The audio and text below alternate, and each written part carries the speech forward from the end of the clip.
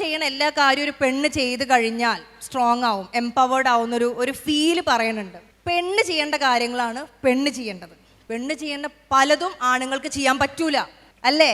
ഇതേപോലെ തിരിച്ചുകൊണ്ട് നമ്മളുടെ അത്ര മെന്റലി സ്ട്രോങ് അല്ല ആണുങ്ങൾ, നമ്മൾ അവരത്ര ഫിസിക്കലി സ്ട്രോങ്ങും അല്ല. പരസ്പരം കോംപ്ലിമെന്റ് ചെയ്യാൻ പറ്റണം, ഹെൽപ്പ് ചെയ്യാൻ പറ്റണം. ഇപ്പോഴത്തെ പെൺകുട്ടികളെ വന്ന് ചോദിക്കുക, ഡു യു ഡ്രിങ്ക് എന്നൊക്കെ എന്നോട്. ഡു യു ഡ്രിങ്ക് മാം? ഇപ്പൊ ഡ്രിങ്ക്സ്, ആൽക്കഹോൾ, ഡ്രഗ്സ് ഒക്കെ ഇത്ര ഇമ്പോർട്ടൻറ്റ് ടോപ്പിക്കായി വരുന്ന കാരണം എന്താണെന്നറിയോ? അത് ഭയങ്കര നോർമലൈസായി. നമുക്ക് ഭയങ്കര അത് എടുക്കുന്നില്ലെങ്കിൽ നിങ്ങൾക്ക് എന്തോ ഒരു കുഴപ്പമുണ്ടെന്ന് തോന്നുന്ന സമൂഹത്തിലാണ് നമ്മൾ ജീവിക്കണത്. ഞാനൊരു ബാംഗ്ലൂർ ഒരു കോളേജിൽ പഠിക്കണ എൻ്റെ വളരെ ക്ലോസ് ആയിട്ടുള്ളൊരു കുട്ടി, അപ്പോൾ ഷീ സ്റ്റാർട്ടഡ് യൂസിങ് ഡ്രഗ്സ്.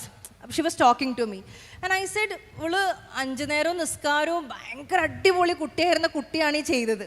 അപ്പോൾ ഞാൻ ചോദിച്ചപ്പോൾ പറഞ്ഞു, ഞാൻ ആക്ച്വലി 1.5 വർഷം I was not into anything. ഞാൻ ഒന്നും യൂസ് ചെയ്യാണ്ടിരുന്നു. പക്ഷെ എല്ലാവരും എന്നെ ഒറ്റക്കാക്കി.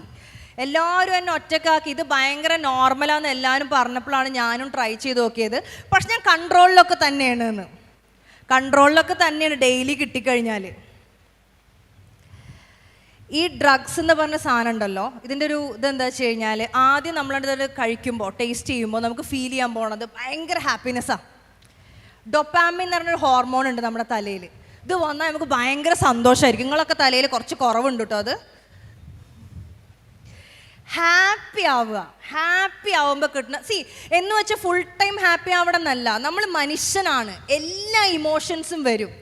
സങ്കടം വരുമ്പോൾ കരഞ്ഞോ, പക്ഷെ ഒറ്റ തവണ കരഞ്ഞാൽ മതി.